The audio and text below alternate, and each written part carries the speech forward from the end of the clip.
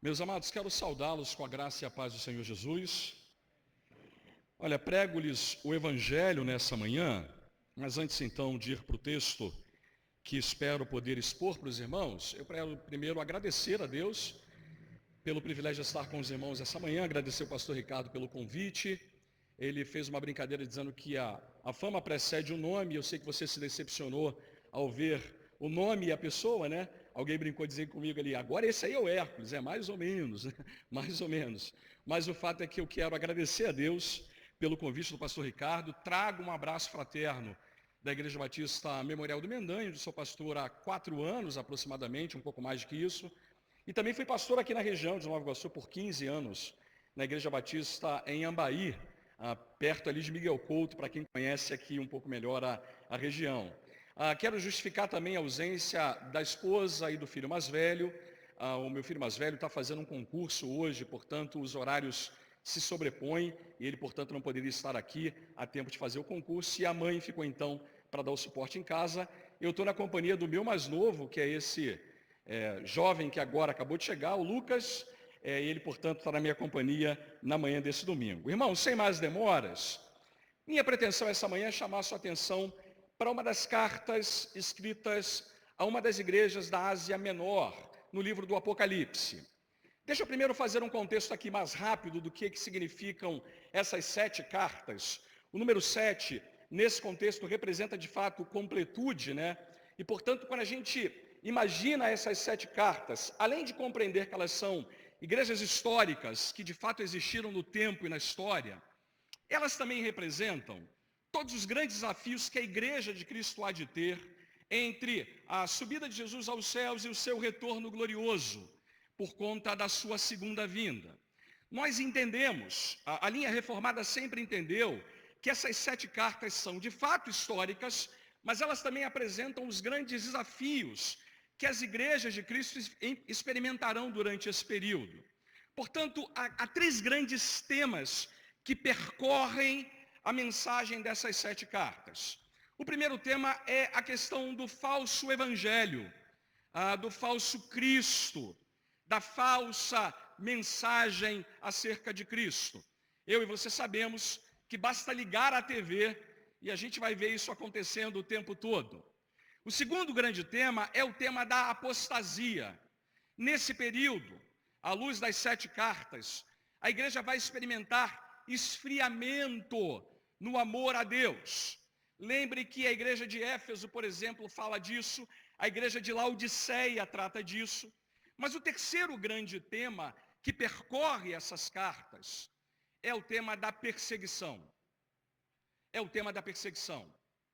É quando crentes passam a ser perseguidos, passam a sofrer, passam a ter perdas significativas em suas próprias vidas, por conta do seu compromisso com o Evangelho de Cristo. A Bíblia não esconde de nós que, numa grande medida, o nosso chamado, o chamado cristão, é um chamado para o sofrimento. O chamado para o sofrimento.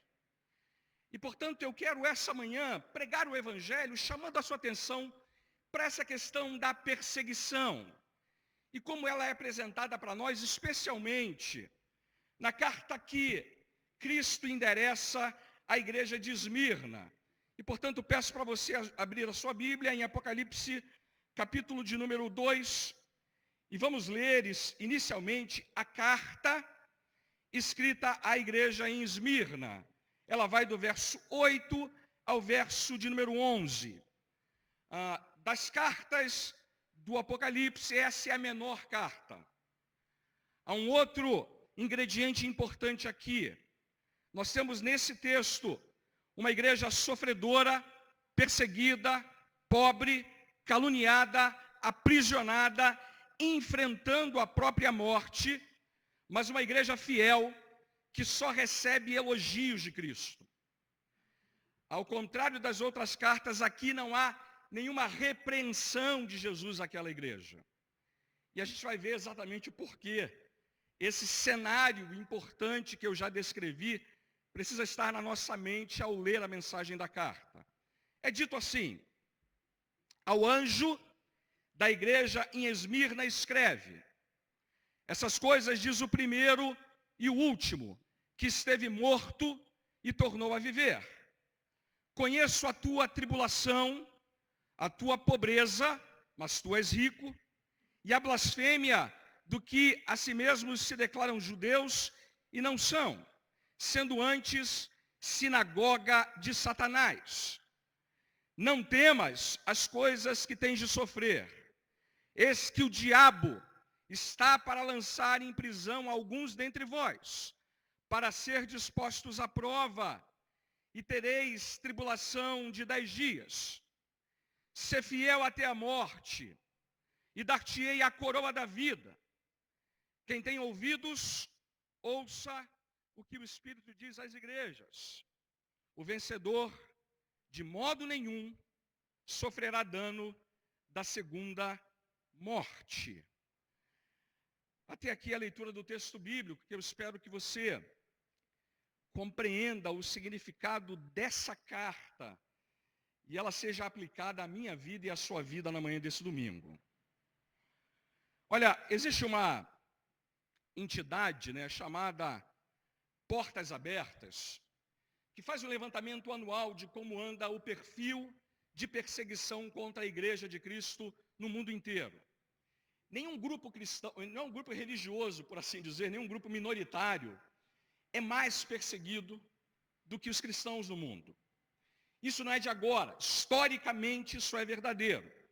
Os dados que eu vou apresentar para você de maneira muito rápida, e eu peço o slide por gentileza, mostram que em 2020, são os dados então da lista mundial de perseguição, nós temos 340 milhões de cristãos que foram fortemente perseguidos. E aqui eu queria descrever um pouco melhor esses dados, dizendo o seguinte: olha, por exemplo, no ano de 2020, 4.277 cristãos foram presos por causa da fé, 1.710 sequestrados, 4.488 igrejas atacadas e 4.761 cristãos mortos. Se a gente pensa no conjunto total da obra, o número é espantoso, irmãos. São 340 milhões de cristãos que no ano de 2020 foram fortemente perseguidos. Quando eu uso a expressão fortemente perseguidos, eu quero que você entenda o seguinte: eles tiveram a sua vida privada impedida de ser exercida, eles não puderam manter os seus empregos, seus estudos, tiveram as suas famílias impactadas, a igreja em que eles estavam congregando foi fortemente atacada e havia uma violência contra a vida deles. No ranking de países com maior perseguição, você vai notar que existe aí uma coloração diferente, O que está em vermelho é perseguição extrema, o que está em laranja é perseguição severa, é que eu não enxergo aqui de longe, só isso. Severa. Então, só para dizer que esses são os países do mundo onde você tem essa perseguição num nível muito elevado. O pessoal dessa entidade ranqueia com base em alguns critérios que eles usam. Eu não vou ter tempo de explicar todos os detalhes, mas quem tiver interesse, dá uma olhada nesse site e olha lá com os detalhes o que apresenta-se como perseguição contra cristãos no mundo. O próximo slide apresenta alguns fatores que no mundo são usados para perseguir cristãos. Aí está o ranking dos países, tá bom? Aqui na América do Sul, chama a atenção a Colômbia, que está na 30ª posição. E, portanto, você vai ver que muitos desses países estão no Oriente Médio, e essas setinhas para cima ou para baixo, significa que existe um movimento forte de aumentar a perseguição. Em alguns países ela está em redução, e o igual é que ela está parecida com o que vem acontecendo nos últimos anos. Você nota que o Brasil não está nessa lista, e o Brasil estava pintando de cinza lá. Não se engane, não se engane. Essa realidade muda com muita rapidez. De maneira que de um ano para o outro, essa realidade pode se impor, mesmo em países que hoje essa perseguição está adormecida. E o próximo slide lembra para nós quais são os grandes ingredientes que são usados para perseguir os cristãos. E aqui estão alguns, os 8 estão apresentados aí: opressão islâmica, nacionalismo religioso e por aí vai. Eu queria chamar a atenção para 2 deles: essa opressão comunista e pós-comunista, e também a corrupção e o crime organizado. O que são essas perseguições contra os cristãos? Próximo, por favor. Diz assim, olha, a opressão comunista e pós-comunista é uma situação em que os cristãos são perseguidos e as igrejas controladas por um sistema estatal que deriva dos valores comunistas. A chave para controlar as igrejas é que esse sistema é rígido e o Estado monitora ele de maneira muito na mão de ferro. Esse sistema pode ainda ser usado em países mesmo depois da queda do comunismo. É como o caso da Ásia Central, por exemplo.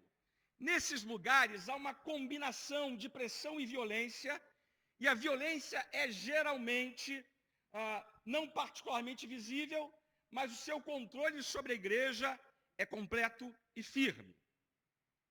Você sabe do que eu estou falando? Você sabe do que eu estou falando?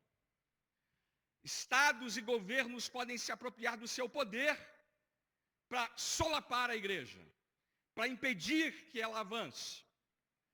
Segundo motivo que eu queria chamar a atenção é que também corrupção e crime organizado pode ser uma combinação explosiva para gerar perseguição contra a igreja. Olha o que é dito aí: situação em que a perseguição, grupos ou indivíduos criam um clima de impunidade. Isso lembra algum país para você, não? Lembra? Anarquia e corrupção como meio de enriquecimento pessoal. E aí, há 2 ramos principais para essa perseguição se voltar contra a igreja: corrupção nas estruturas estatais e corrupção da sociedade pelo crime organizado. Expressa-se por meio de uma combinação dessas pressões sistemáticas causadas pelo medo das repercussões violentas em caso de não cumprimento e por violência. Se você não se submete, você é perseguido violentamente. Não sei se eu estou aqui fazendo um quadro muito aterrorizador, mas há alguma coisa disso já acontecendo no nosso país. A pergunta é: como é que a gente reage a isso, irmãos? Olha, primeiro, a gente não deveria se surpreender com a ideia de sermos perseguidos por causa de Cristo. A Bíblia está repleta de textos que apontam essa realidade para nós. Bem-aventurados sois vós quando vos injuriarem e perseguirem e mentindo disserem todo mal contra vós por minha causa, diz o Senhor Jesus. Exultai e alegrai-vos, porque é grande o vosso galardão nos céus, porque assim perseguiram os profetas que foram antes de vós. Aos que desejarem viver piedosamente em Cristo Jesus, serão perseguidos. Amados, diz o apóstolo Pedro, não se surpreendam com o fogo que surge entre vocês para prová-los, como se algo estranho estivesse acontecendo. Não! Se vocês são insultados por causa do nome de Cristo, felizes são vocês, pois o Espírito da glória, o Espírito de Deus, repousa sobre vocês. Se algum de vocês sofre, não seja como assassino, ladrão ou criminoso, ou como quem se intromete em negócios alheios. Contudo, se você sofre como cristão, não se envergonhe, mas glorifique a Deus por meio desse nome. Portanto, não deveria ser estranho para nós olhar para esses dados e perceber que eles podem, em algum grau, atingir a cada um de nós. Mas a segunda coisa que eu quero lembrar é que não apenas esse sofrimento em nome de Cristo é uma coisa comum, não deveria ser extraordinário, como também não é sem propósito. Olha, a igreja precisa, e eu vou dizer isso aqui com todo carinho, precisa de vez em quando passar por essa situação. Sabe por quê? Porque na perseguição o Senhor está refinando, purificando, moldando, edificando a sua igreja. pensando de maneira contrária, hipócritas e charlatões não enfrentam perseguição. Eles são os primeiros a fugirem. Não é um pouco o que está acontecendo agora com a Covid, irmãos? Tem tanta gente fugindo do barco porque agora percebeu que o discurso que fazia não corresponde à realidade dos fatos, que se impôs. Não se engane, a perseguição expurga a igreja de falsos mestres, falsos evangelhos e falsas profissões de fé. A perseguição não destrói a igreja verdadeira é fortalecida na perseguição. Eu sei que a gente não gosta de pensar nesse tema, mas é desse tema que eu quero tratar com você essa manhã. O Dietrich Bonhoeffer diz que o sofrimento é sinal do verdadeiro cristão. Enquanto estamos aqui, irmãos, sentados essa manhã adorando ao Senhor e tendo tamanho privilégio, não nos esqueçamos jamais que há irmãos nossos espalhados nesse país do mundo que estão tendo que abrir mão da sua própria vida pela fé que eles têm no Senhor Jesus. A pergunta que não quer calar é: nós estaríamos dispostos a selar a nossa fidelidade a Cristo com a nossa própria vida também? Essa carta, escrita à igreja de Esmirna, tem 5 grandes momentos em que ela trata de a quem ela se endereça, como é que Cristo se apresenta a essa igreja, a afirmação do que ele reconhece sobre ela, depois ele faz um aviso e um elogio, e por fim ele faz uma promessa. Eu quero agora olhar com você cada uma dessas etapas da carta e aplicar isso tudo à minha vida e à sua vida, enquanto cristãos brasileiros, que vivemos uma realidade talvez muito diferente da igreja de Esmirna, mas que podemos desde já aprender com aqueles irmãos a viver situações tão críticas quanto eles viviam, mantendo a nossa fidelidade ao Senhor Jesus Cristo. Primeira coisa é que ele endereça a carta ao anjo da igreja.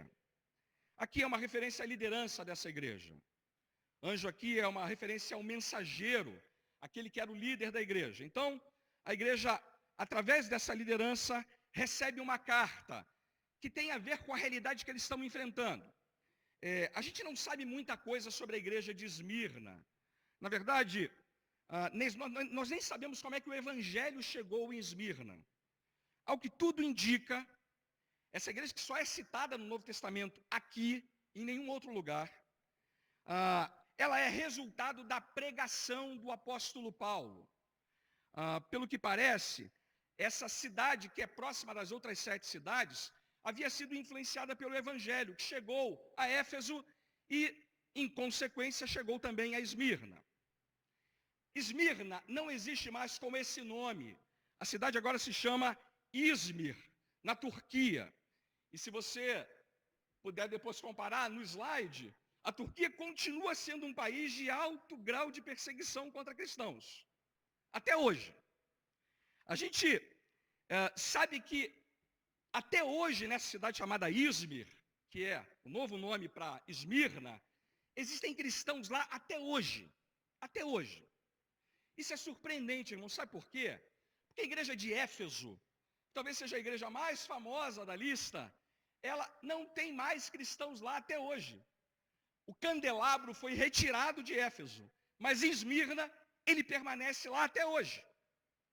Portanto, essa é uma igreja que tem alguns ingredientes muito especiais para a gente observar.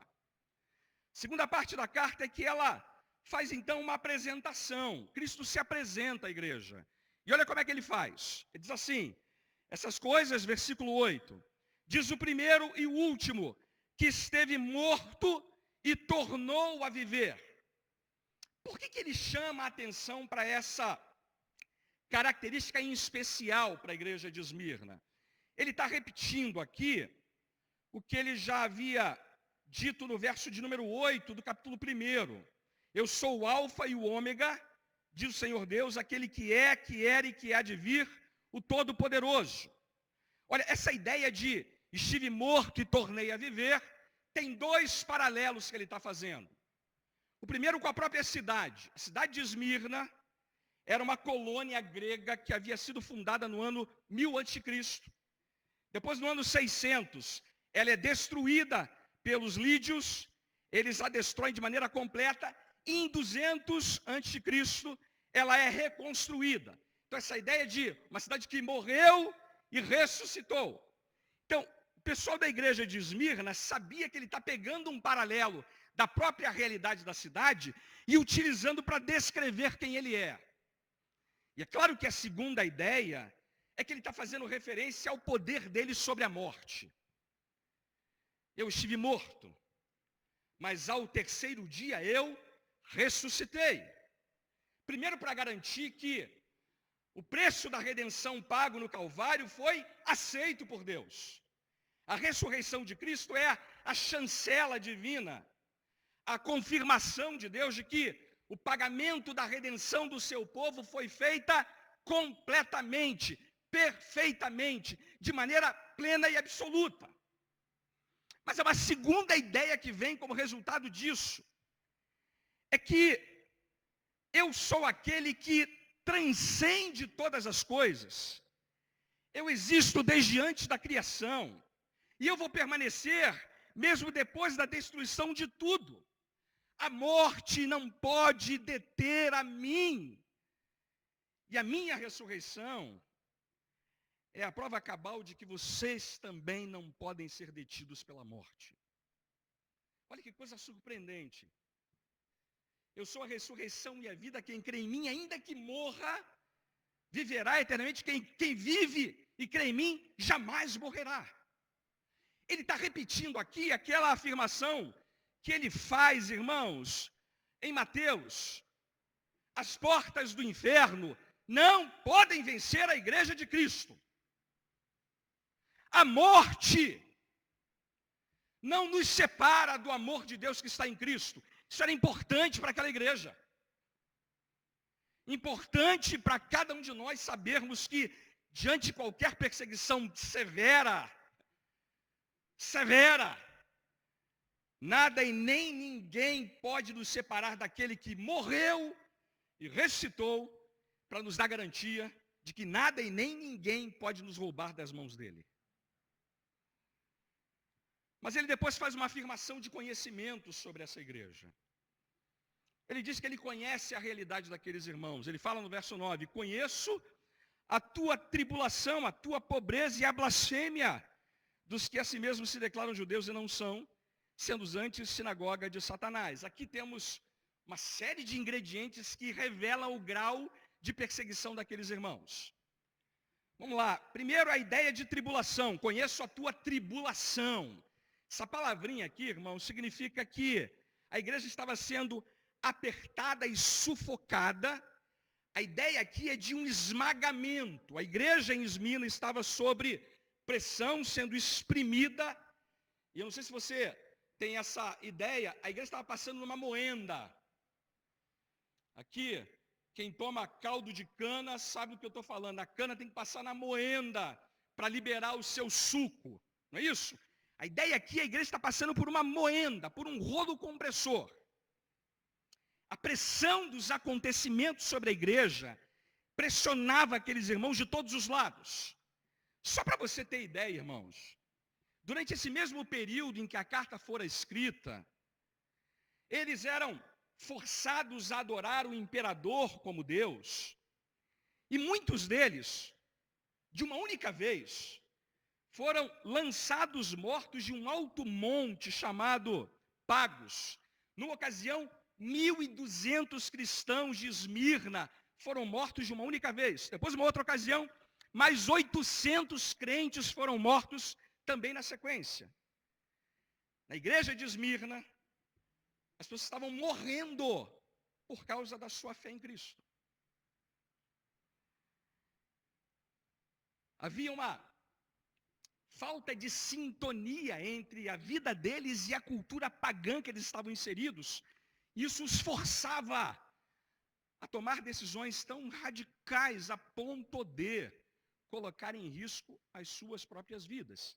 Mas vamos pensar num cenário aqui. Me permita fazer esse cenário. Imagina se a gente estivesse experimentando algo parecido com isso na nossa realidade do Brasil. Quantos de nós, olhando para esse texto, conseguem perceber que a tribulação aqui tinha a ver com uma coisa que era gravíssima e seríssima para eles? E esse elemento provocava alguns efeitos. Porque olha que Jesus fala, eu conheço a tribulação, mas conheço também a pobreza de vocês. Porque veja, a pobreza aqui era resultado da tribulação. Note uma coisa, há duas palavras no grego para pobreza. Uma delas é pobreza total, pobreza sem o essencial. E há uma outra pobreza que é a pobreza em que você tem a ausência do supérfluo. Todos nós aqui somos pobres com ausência do supérfluo. Mas a nossa pobreza não tira de nós o essencial. A palavra que Jesus usa aqui para descrevê-los é que eles são pobres nesse sentido de pobreza total, sem o essencial. Significa dizer que havia uma pobreza extrema, uma pobreza total em Esmirna. Era representada essa ideia de pobreza com um mendigo agachado, esmolando, esperando esmolas. Essa é a ideia da pobreza aqui. Eles eram pobres nesse sentido. E essa pobreza era um efeito colateral da tribulação. Porque nota uma coisa. Primeiro, aqueles cristãos eram procedentes, melhor dizendo, de classes pobres e muitos deles eram escravos. Segundo, por causa da fé, eles eram saqueados. Os bens deles eram tomados. Por causa da fé, eles tinham que renunciar métodos suspeitos por causa da sua fidelidade. Por causa da fé, eles perdiam lucros que não eram adequados. Eles eram pobres por causa da tribulação. Veja, irmãos, eu não consigo entender como é que parte da igreja evangélica no Brasil se fascina pela doutrina da prosperidade. Isso não faz o menor sentido. Não me entenda mal. Deus providencia o que é necessário para o bem de cada um de nós. Ele nos garante o pão nosso de cada dia, não o pudim nosso de cada dia. Agora veja, a fé cristã pode chamar a gente para um lugar em que a gente seja pobre por causa da nossa fé em Cristo. E veja, pelo contrário, a igreja em Esmirna estava sofrendo as consequências disso. E ele complementa dizendo, mas eu sei que vocês são ricos. Como assim? Como é que a gente encaixa essas coisas, né? Embora fosse uma igreja pobre financeiramente, era rica dos recursos espirituais. Eles não tinham tesouros na terra, mas estavam repletos de tesouros nos céus. Lembre de uma coisa, era pobre diante dos homens, mas era uma igreja rica diante de Deus. O Hernandes Dias Lopes, ao comentar esse texto, diz assim, a riqueza de uma igreja não está na pujança do seu templo, na beleza dos seus móveis, na opulência do seu orçamento, na projeção social dos seus membros. Não. À vista de Deus, há tantos pobres homens ricos como ricos homens pobres. É melhor ser como a igreja de Esmirna, pobre materialmente e rica espiritualmente, do que como a igreja de Laodiceia, rica materialmente, mas pobre diante de Deus. Como se não bastasse, aqueles irmãos estavam sendo difamados. Se anda sendo difamado, irmão, não se sinta sozinho. Olha o que é dito na parte final do verso 9. E a blasfêmia dos que a si mesmos se declaram judeus e não são, sendo antes sinagoga de Satanás. E aqui temos mais um ingrediente que é importante que a gente tenha claro sobre a realidade da igreja de Esmirna e os impactos que isso pode ter para mim e para a sua vida. Olha, irmãos, aqueles irmãos estavam sofrendo na mão de falsos rumores levantados pelos judeus daquela cidade. E aí você há de se lembrar que as mentes estavam sendo envenenadas contra a igreja de Esmirna por gente que era muito poderosa na cidade. Os judeus foram sempre os principais inimigos da igreja de Cristo, lá no período apostólico. E aqui não tem nada de semitismo na minha fala, é a história como ela é. O ponto aqui é que Jesus está dizendo para eles que ele também sabe que como perseguiram a Paulo, como perseguiram os apóstolos, agora os judeus estão usando armas levianas para criar dificuldades ainda maiores para aqueles irmãos. Ele chama essa gente de sinagoga de Satanás. Significa dizer o seguinte: eu conheço essa gente, e embora eles tenham uma forte influência aí em Esmirna, eles ao perseguirem vocês, ao criarem dificuldades para vocês, essa oposição é tão oposta à verdade, que eles se transformaram na religião do ódio, da perseguição, da rejeição da verdade, de forma que quem difama o meu povo, ou degrada aqueles que confessam o meu nome, promovem a obra de Satanás, que é o grande caluniador, ele é o grande difamador da igreja. E ele tem os seus asseclas, como tinha em Esmirna, para criar essa dificuldade para aqueles irmãos. Essa difamação criava uma situação ainda mais insustentável para eles. Então veja, a primeira parte é que ele endereça para a liderança. A segunda parte é que ele diz: eu conheço o que está acontecendo aí. Sei perfeitamente o que vocês estão enfrentando. Sei a realidade como ela é, sem nenhuma maquiagem. Eu sei o que está acontecendo aí em Esmirna. Mas eu tenho um aviso a dar a vocês. O aviso é aquele que está no verso de número 10. Não temas as coisas que tens de sofrer. Eis que o diabo está para lançar em prisão alguns dentre vós, para ser dispostos à prova, e tereis tribulação de 10 dias. Irmãos,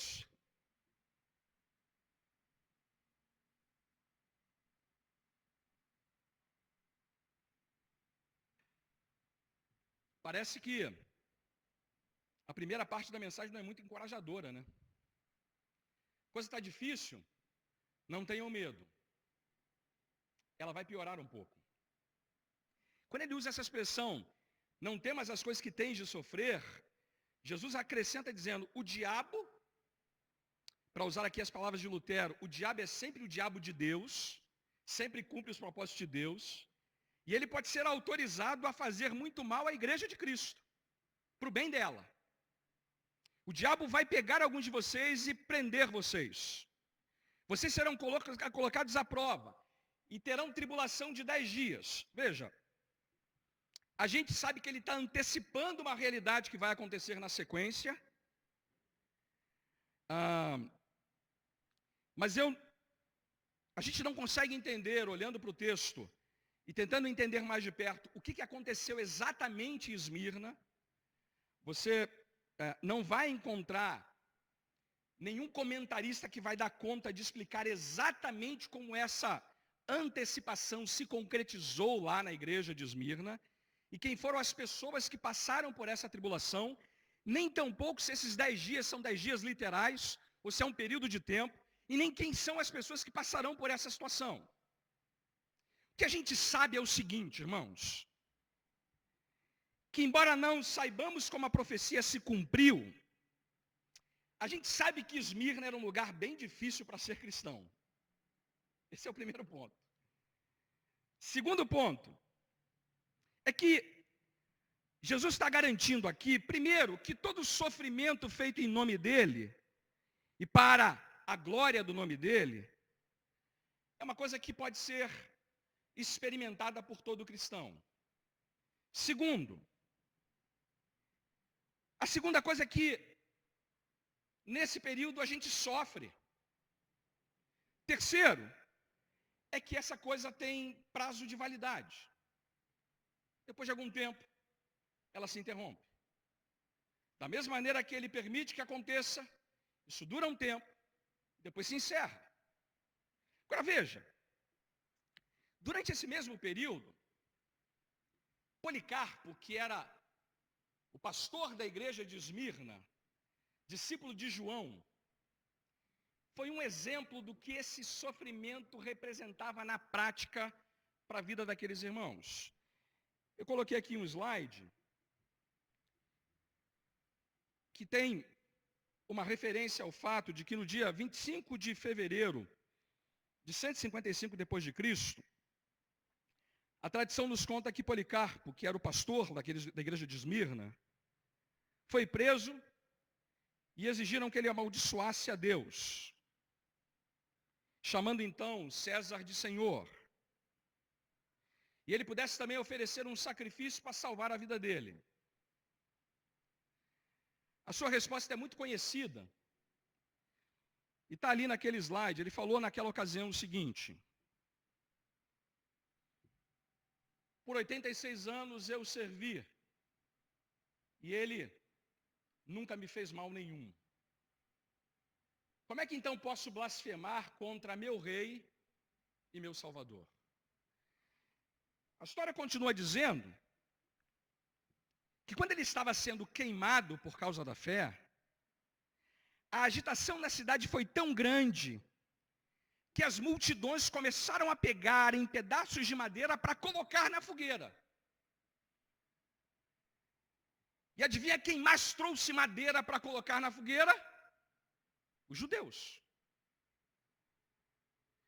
Policarpo não se deixou intimidar e continuou na mesma ocasião fazendo uma outra afirmação que diz o seguinte: vocês me ameaçam com um fogo que arde por uma hora e logo se extingue. Mas vocês ignoram o fogo do juízo vindouro, o fogo do castigo eterno, reservado aos ímpios. Por que vocês demoram? Diz ele. Façam logo o que vocês têm que fazer. Essa foi a vida do pastor Policarpo, de boa parte da igreja de Esmirna, e dessa mensagem de 10 dias aí que está sendo apontada para nós como um aviso, uma antecipação feita por Cristo. Mas Jesus termina a carta com uma palavra de encorajamento. Diz assim, a parte final do verso 10 e o verso 11: ser fiel até a morte e dar-te-ei a coroa da vida. Quem tem ouvidos, ouça o que o Espírito diz às igrejas. O vencedor de modo nenhum sofrerá dano da segunda morte. Essa expressão do verso 10 é muito conhecida. Ser fiel até a morte e dar-te-ei a coroa da vida. Para quem aqui já foi embaixador do rei, sabe que esse texto aqui, isso, está ali o que não me deixa ficar sem nenhuma retorno da congregação. Então é isso. É exatamente isso. Esse versículo aqui é decorado pelos embaixadores. Eu confesso que quando eu era garoto, eu repetia esse verso, mas não tinha entendido o verso. Vamos lá, o que ele está dizendo para a igreja que está encorajando ela a continuar intensamente sendo fiel a ele? Mas olha, primeira coisa é que essa ideia de coroa da vida é uma ideia que Jesus se apropria também do contexto histórico. Só para dar essa informação aqui para os irmãos, a cidade de Esmirna era a cidade mais bela da Ásia Menor, considerada como um ornamento, uma coroa e flor da Ásia. Coroa era uma referência à própria cidade. E ela também tinha uma estrutura que lembrava uma coroa. Há quem diga também que as moedas de Esmirna tinham lá, gravadas nelas, uma referência a uma coroa também. Jesus pega essa ideia de coroa para dizer, olha, vocês na verdade receberão a coroa que ninguém de Esmirna tem além de vocês. O que ele está fazendo aqui é dando um incentivo para aqueles irmãos nos seguintes termos: permaneçam firmes e dispostos a sofrerem por meu nome. Veja, não é uma recompensa pela perseverança. Muita gente lê esse texto dizendo assim: então se eu for fiel até a morte, eu recebo como resultado dessa perseverança, a coroa da vida. Não. Não é essa a ideia do texto. O evangelho não é Deus dando para a gente recompensa por aquilo que a gente faz. E aqui não pode ser diferente. Não é receber como resultado do nosso esforço. Não. Não é nem a ideia de ser fiel até o último dia de vida. Né? Fiel até a morte. Não, é ser fiel mesmo diante da morte. Mesmo que a morte entre no calendário da nossa vida sem aviso prévio, isso vai acontecer. Mas por causa da perseguição. Então qual é a ideia do texto? A ideia é a seguinte: a perseverança de vocês é a própria recompensa que revela a fé que vocês têm. Dizendo de uma outra maneira, a fé verdadeira sempre persevera. Dizendo de uma outra maneira, a fé verdadeira, quando comprovada no fogo da perseguição, revela que ela sobrevive e triunfa. Ou seja, quem é crente de verdade, quem é ovelha de verdade, não foge diante da perseguição. Permanece firme. E essa firmeza vem de onde, irmãos? Não é uma força inerente em nós. Não é algo que vem de nós mesmos. Lembre disso, irmãos. É Deus quem é poderoso para impedir-nos de cair e para apresentar a gente diante dele na sua glória sem mácula e com grande alegria. É Deus quem segura firmemente o seu povo. Os que têm sua fé confirmada por uma vida de fiel perseverança são aqueles que estão sendo mantidos por ele em suas mãos. Não tenha medo da perseguição. Diante dela nós conhecemos esse poder que nos sustenta. E ele está falando, quem experimenta essa perseverança como fiel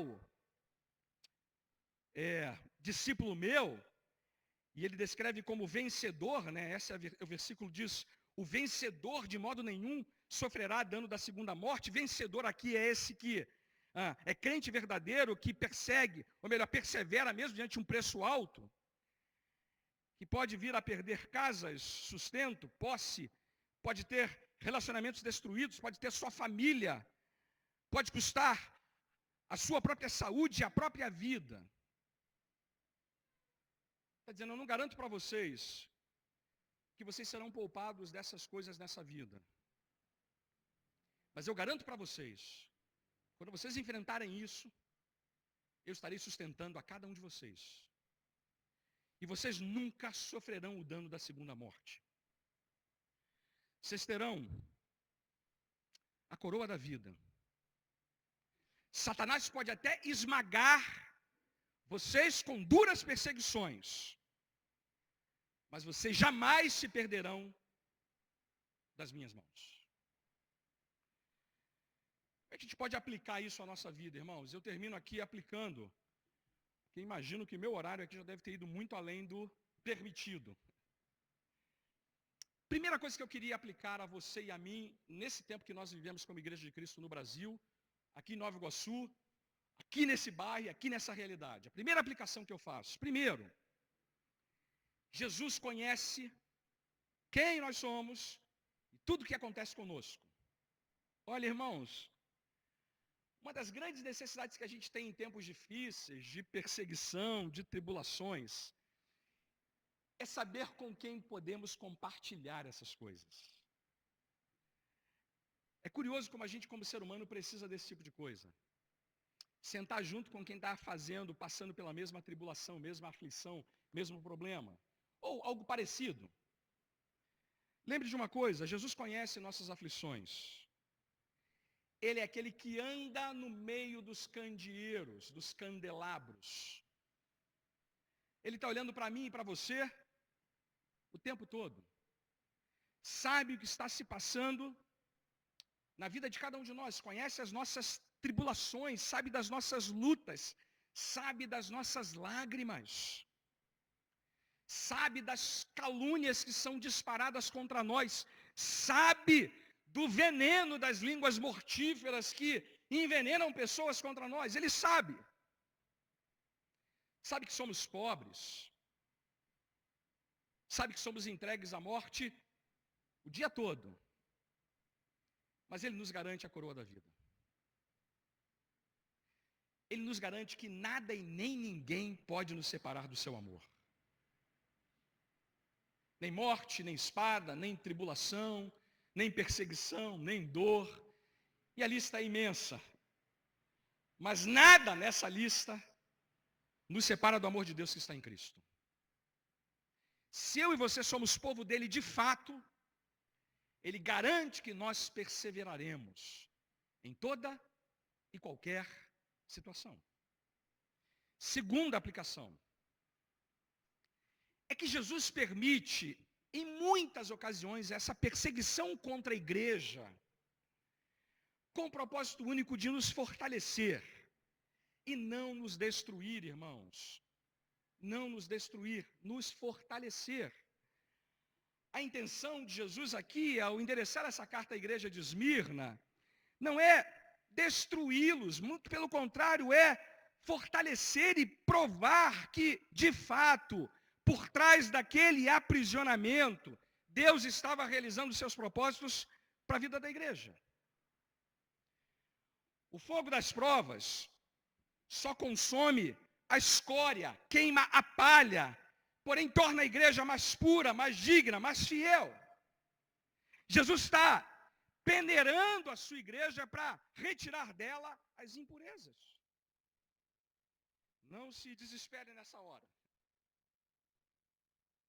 O nosso adversário tenta até nos destruir, mas Jesus prova para refinar. Precisamos olhar nessas horas além do propósito dele, usando a provação para o nosso bem. O Senhor não nos poupa da prisão, mas usa a prisão para você. Lembre sempre disso, irmão. Porque a vida é muito incerta. É cheia de agendas que a gente não havia previsto. Mas nessa hora, confiemos que Ele está usando mesmo a perseguição mais severa para fortalecer as nossas vidas nele. Você sabe que a palavra Esmirna é a mesma palavra grega para mirra. E a palavra mirra é uma palavra que a gente conhece bem porque é aquela fragrância, fragrância intensa usada pelos judeus para embalsamar corpos. Se há de se lembrar que, no próprio caso do Senhor Jesus Cristo, Nicodemos disponibilizou nada menos do que 45 quilos de mirra para envolver o corpo e sepultar o corpo de Cristo. A mirra tem uma fragrância muito forte e ela espanta o mau cheiro da morte, do cadáver. A mirra é uma fragrância muito valiosa e muito difícil de ser obtida. Sabe por quê? Porque ela é feita a partir de uma resina, que é retirada de uma árvore bem pequenininha e espinhosa. Quando essa árvore é esmagada, ela é capaz então de produzir essa fragrância agradável da mirra. Olha que nome adequado para essa igreja. Porque o que a gente vê aqui é Deus, por assim dizer, esmagando a igreja para que ela possa liberar a fragrância agradável da sua fidelidade ao Senhor. Não me entenda mal, mas aqui a aplicação é muito apropriada. Se Ele nos esmagar, que cheiro a gente vai liberar? Que cheiro a gente vai entregar de volta? A igreja de Esmirna, embora fosse esmagada por perseguições constantes, ela estava exalando para o Senhor da igreja o aroma celestial da fidelidade deles. Amados, que Deus nos permita, na nossa caminhada, viver algo muito similar a isso também. Última aplicação. É que a fidelidade, irmãos, essa fidelidade e perseverança que marca a vida do cristão verdadeiro, não como uma recompensa, mas como algo que é verdade sobre ele, porque ele foi alcançado por uma graça que o sustenta. Essa perseverança é algo básico na vida cristã. A gente baixou muito o sarrafo, irmãos. Baixou demais o sarrafo. Olha, Jesus espera, e tem todo o direito de esperar do seu povo fidelidade. E não autenticidade. Nós não fomos chamados para sermos criativos, mas para sermos fiéis. Olha, essa fidelidade tem que se manifestar na vida, no testemunho, na família, nos negócios, na fé. Permita-me dizer isso, irmãos. Não venda o seu senhor por dinheiro, como fez Judas. Não troque o seu senhor por um prato de lentilhas, como fez Esaú. Não venda a sua consciência por uma barra de ouro, como Acã. Seja fiel a Jesus, ainda que isso lhe custe namoro, emprego, sucesso, vida, e por aí vai. Olha, o servo não é maior do que o seu senhor. O mundo perseguiu a Jesus e também nos perseguirá. Mas aquele que perseverar até o fim, esse sim, será salvo. E muitos poucos invernos pela frente, muitos poucos verões pela frente, ouviremos o Senhor nos chamando. Venham, benditos de meu Pai, recebam a herança que está reservada para vocês desde antes da fundação do mundo. Ali não haverá mais morte, nem pranto, nem luto, nem dor. Receberemos a coroa da vida e nunca mais sofreremos qualquer dano, nem mesmo o dano da segunda morte, para a glória do nome dele. Eu queria terminar com uma última história. É a última mesmo, irmãos. Tem um slide aí? Que olha que coisa surpreendente. Eu resgatei essa história e achei tão apropriada compartilhar com os irmãos essa manhã. Trata-se do John Williams. Ele é considerado o apóstolo, tá bom? Da Polinésia. 18 anos ele se converte e poucos anos depois ele vai para a Polinésia, que é um conjunto de ilhas ali no Pacífico, para semear o evangelho nas ilhas Cook, Samoa e Tonga.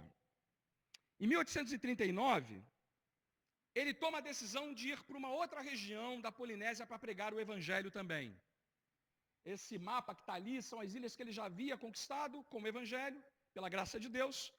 E ele viaja para uma outra ilha, chamada Vanuatu, ou Ilhas Hébridas. Essas ilhas eram povoadas por canibais. Canibais. Mas ele chega ali, e em menos de uma hora, ele é canibalizado e morto.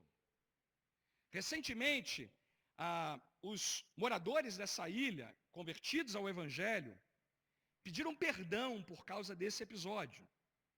Mas em menos de uma hora ele é morto e canibalizado e, portanto, não consegue pregar o Evangelho naquela região. Pergunta é, como é que a igreja que ele havia deixado nas outras ilhas reagem a isso? Como é que eles reagem? Curiosamente, irmãos, os outros cristãos das outras ilhas que haviam sido levadas a compreender o Evangelho por conta do pastor John Williams, se enchem de compaixão, porque eles sabem que aquelas ilhas são povoadas por servos de Satanás, escravos do pecado, e eles então tomam a decisão de se oferecerem como voluntários para ir também para aquela região pregar o Evangelho. Em 13 anos, 100 voluntários foram para aquela região pregar o Evangelho, dos quais 50 a 60 morreram também de enfermidades ou foram canibalizados. Somente em 1852, portanto, mais de 25 anos depois do início do trabalho, se formou uma igreja na região onde John Williams havia ido inicialmente e morreu canibalizado. Essa igreja que foi formada ali, durante os 30 anos seguintes, conseguiu enviar 200 missionários para as outras ilhas que estavam também sendo povoadas por canibais. E hoje essa região do Pacífico é completamente dominada pelo Evangelho, a partir da visão de um homem que, pela graça de Deus, se dispôs a ser fiel até a morte para receber a sua coroa da vida. Mas a gente precisa voltar a entender essas coisas de uma maneira mais plena no nosso tempo. O chamado é para viver nessa direção. Custe o que custar, doa o que doer, para que Cristo seja glorificado através de nós. Vamos orar? Vamos orar. Fica de pé onde você estiver e vamos falar com o Senhor.